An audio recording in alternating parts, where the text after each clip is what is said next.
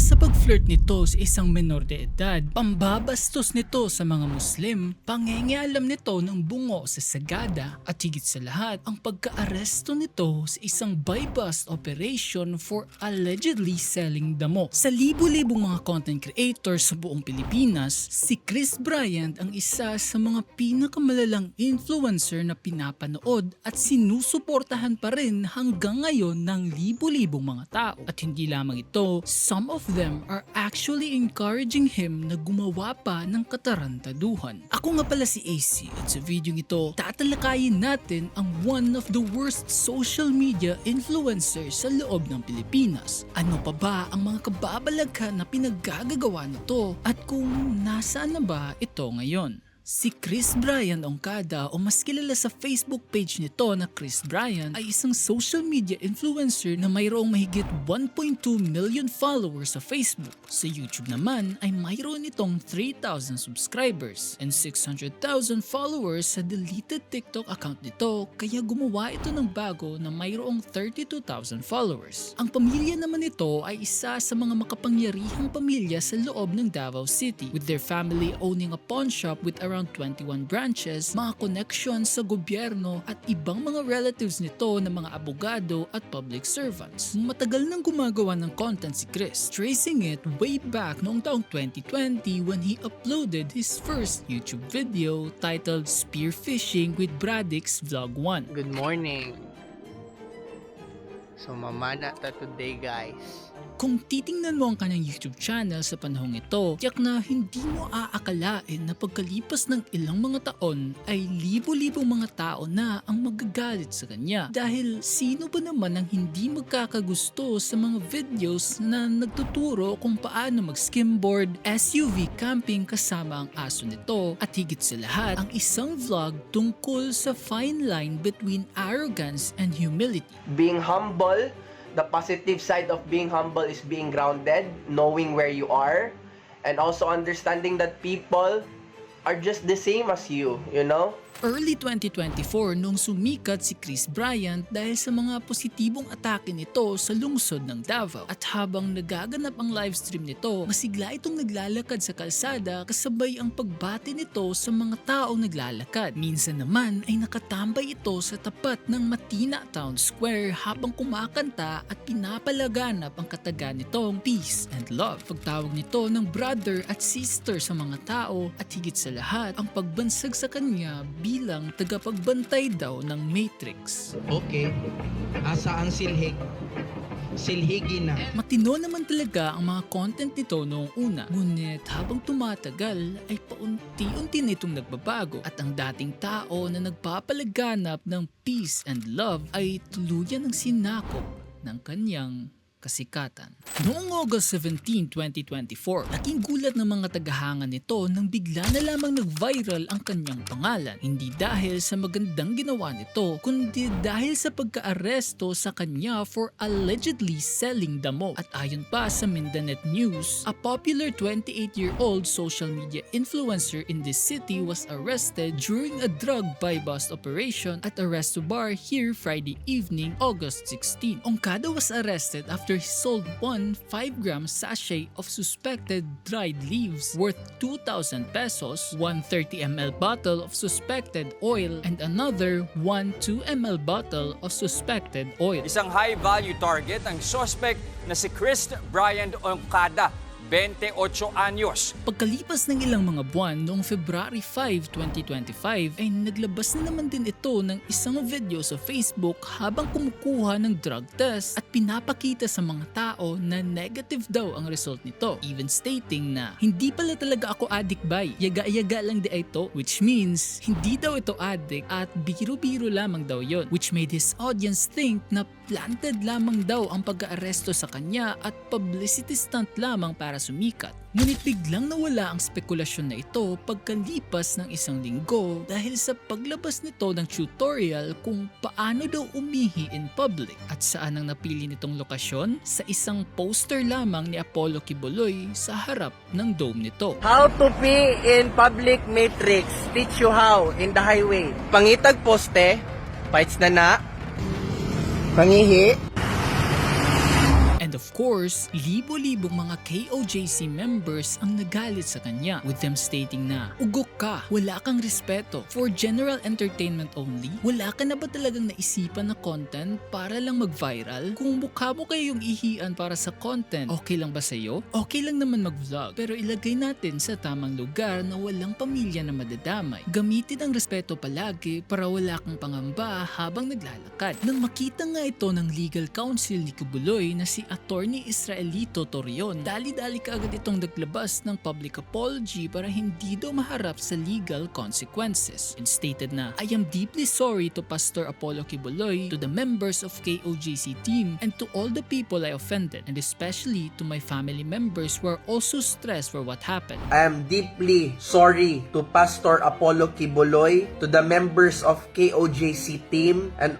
all the people who I offended, and especially to my family members who were also stressed from what happened." Kung sa controversy na ito ay mga KOJC members ang na-offend ni Chris Bryant, yak na parang inisa-isa nito ang bawat community sa sumusunod na mga issue. At hindi lamang ito, kundi pati na rin ang kanyang imahe ay napagpasyan din itong sirain. Noong May of 2025, matapos nitong i-disrespect ang KOJC community, ang Catholic community na naman ang napagpasya nitong bastusin dahil habang gumagala ito sa isla ng Camiguin, naisipan nitong mag-post ng isang larawan sa kanyang Facebook page habang nakapatong ito sa rebulto ni Jesus Christ with a caption na "Balanse." Kaya naman ikinagalit na naman ito ng Catholic community, stating na, "Grabe ka, Bastos, bay. You didn't even apologize for this utter disrespect sa mga local sa Camiguin and to the Catholic community. You don't just come to our island and start disrespecting whatever it is that you see fit sa imong contents. This is a sacred place." Daw naman his brother, it's impossible for him to not know that every person should respect people's religious beliefs. And the worst part ay maraming mga tao ang pumoprotekta kay Chris Bryant, stating na, "It's good, it's just a statue, it's not Jesus." Paano naging criminal offense ang pag-offend sa feeling ninyo? Ngano, ginasamba ninyo ang rebulto? Kaya nagresulta ng pag-reply ni Steph, ang uploader ng video na ito, stating na, "Sino nagsabi na sinasamba namin ang rebulto? Catholics don't worship the statue themselves but we hold it with high regard once mabinditahan. Our intention in praying is not to worship the statue itself. One of the statue's purpose is the visual representation of significant religious history like the Passion of Christ." Hindi lamang isang controversy ang ginawa ni Chris Bryant sa buwan ng May at napagpasyan pa nitong humabol ng isa pang issue bago matapos ang buwan na ito. Noong May 31, 2025, kinunan ni Chris Bryant ng video ang 13 anyos na anak ng isang aktor na si Jake Ejercito kahit wala itong consent. At higit pa sa lahat, sinaad din ng anak ni Jake na si Ellie na ayaw daw nitong makita sa vlog ni Chris Bryant. This influencer filmed Ellie without her consent. She did not want to be in his video, let alone be posted by him. Please report this reel. At kahit binura na nito ang video sa kanyang Facebook page, patuloy pa rin daw dapat itong i-report dahil isa itong irresponsible clout chaser. I didn't see the video, but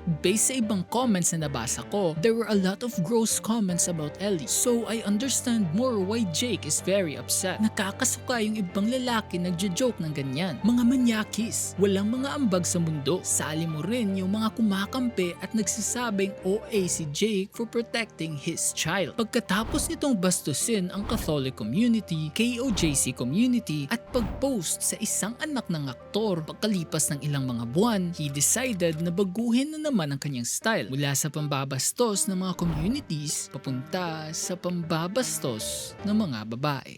Noong August of 2025, naging viral ang isang post ni Chris Bryant sa Facebook dahil mayroon itong kinausap na babae habang suot-suot nito ang kanyang Meta AI glasses, isang salamin na may naka-attach na hidden camera, at tinatanong kung ilang taon na daw ito. Sinagot naman siya ng babae stating na 16 pa lamang daw ito at mukhang hindi na ito komportable sa kanya. Pero kahit na ganito, pinagpipilitan pa rin ni Chris Bryant kung papatol ba daw ito sa kanya. Sister, Hello po. ganda ni sister. Ano ni mo? Heart po. Heart? Ganda ni Heart ba? How old ka na, Heart? 16 po. 16? Pwede si brother? Study first. Pwede si brother? Study first. Study first. Pag tapos mo study, pwede si brother? Depende.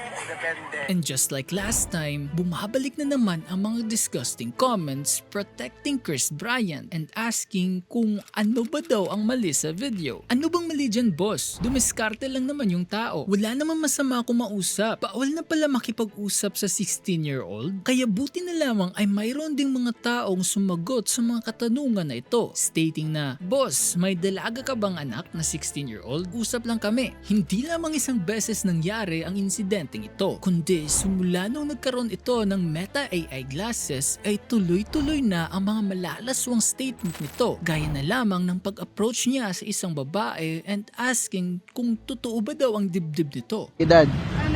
19. Single pa ka? Okay lang si brother si mo ha? Sige, kung ano kayo mong contact.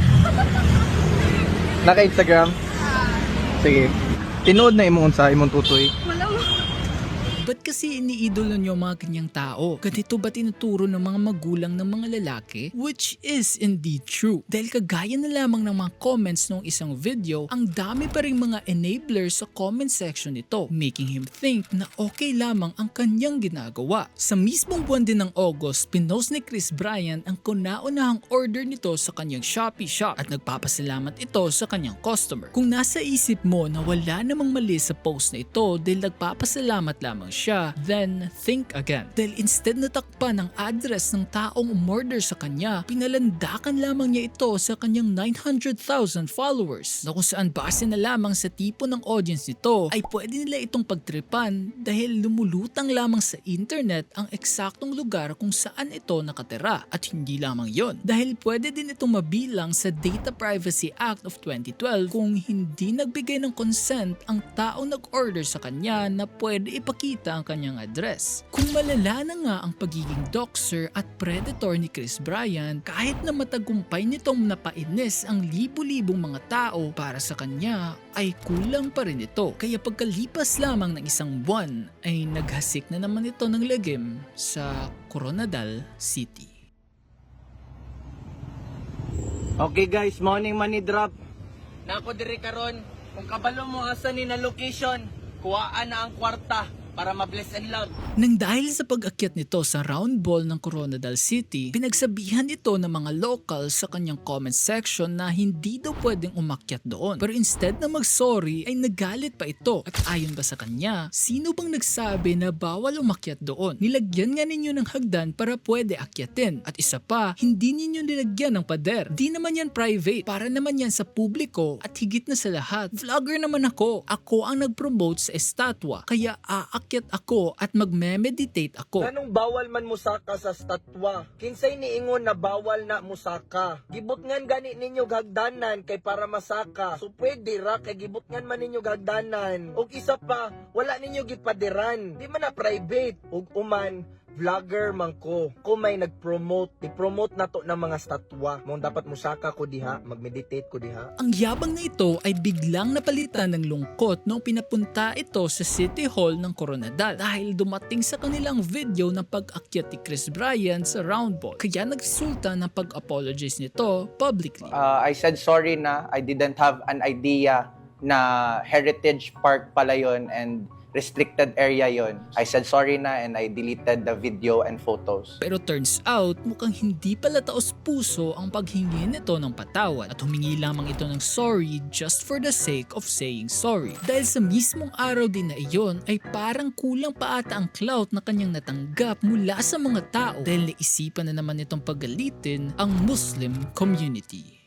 Looking for baboy na halal. Ito lamang ang laman ng post na in-upload ni Chris Bryant sa Facebook. Isang post na hindi pinag-isipan na para sa kanya ay nakakatawa ito. At hindi pa ito nakontento sa isang post dahil ginawan pa talaga niya ito ng video. Kapatid, magkano tong baboy nyo?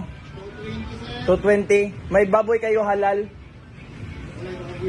Agad naman niyang binura ang dalawang post na ito. Ngunit huli ng lahat dahil nakarating na ito sa National Commission on Muslim Filipinos. Kinabukasan noong September 3, 2025 ay pinadalhan kaagad nila ito ng show cause order na kung saan nagresulta ng pagdalo nito at paglabas na naman ng panibagong public apology kasama ang mga members ng NCMF habang nagbabasa ng script stating na he is sorry at hihinto na muna daw ito sa social media for an entire month. I sincerely apologize for the post I made which offended members of the Muslim community. Hindi siya sincere. Binabasa lumalabas si bibig di galing sa puso. Kung sincere yan, ay hindi niya sana binabasa sinasabi niya. Hindi galing sa puso, galing sa katabi niya yung papel. Dahil nga para sa iilang mga tao ay hindi sincere ang ginawang apology nito dahil nagbabasa lamang daw siya ng isang script, Chris Bryan decided to upload another apology video sa mismong Facebook page nito stating na I don't have against any kinds of religion and I'm sorry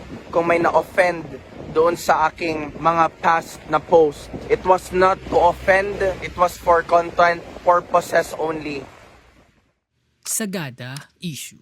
Noong February 23, 2026, habang kasama ito sa isang tour sa bundok ng Sagada, siguro ay umira lang kademonyohan ng kanyang kamay at bigla na lamang itong gumalaw dahil hindi lamang nito hinawakan ang bungo ng mga pagans kundi kinunan pa talaga niya ng video habang ginagawa niya ito. Yo brothers and sisters, nandito tayo ngayon sa Sagada and hawak ko ngayon isa sa mga skull sa mga pagans dito sa hanging coffins.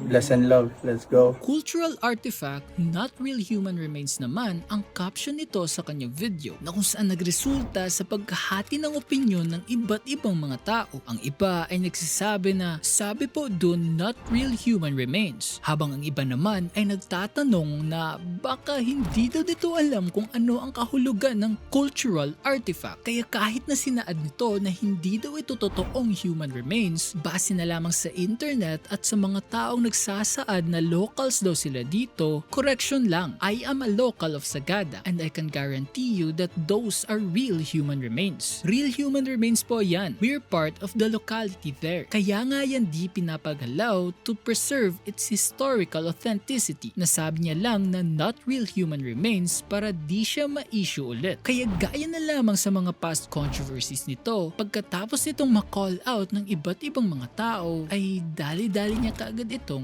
binura. Talaga namang wala ng katapusan ang mga kababalaghan na ginagawa ni Chris Bryan at tila ba'y parang hindi ito pwedeng mabuhay ng walang kinakaharap na controversy sa bawat taon. Gaya na lamang nitong June 2026 nang pumanaw ang isang sikat na basketball player na nagngangalang Rene Baterbonia dahil sa pagkalundin nito habang nagaganap ang kanilang team building. Kung para sa isang normal na tao ay magkakaroon ka ng simpatsya dahil sa nakakalungkot na pangyayaring ito, para naman kay Chris, ang kauna-unahang naisipan nitong gawin ay ang mag-upload ng isang post stating na wala daw ito na balanse dahil nalunod ito sa dagat, siya na lang daw sana ang nalunod at ginawan pa niya ito ng AI photo na sinagip daw niya ito. At pagkalipas naman ng ilang mga linggo, noong paunti-unti nang sumisikat ang pangalan ni Lance, naging isa naman si Chris sa mga dahilan kaya nag-post ito ng statement na nakakalungkot no, yung tipong pinaghirapan mo yung content mula research, shoot, edit pero lagi ang daming manyakis sa comment section. Hindi nakakatuwa dahil sa ginawa nitong AI photo habang naliligo ito sa dagat at yakap-yakap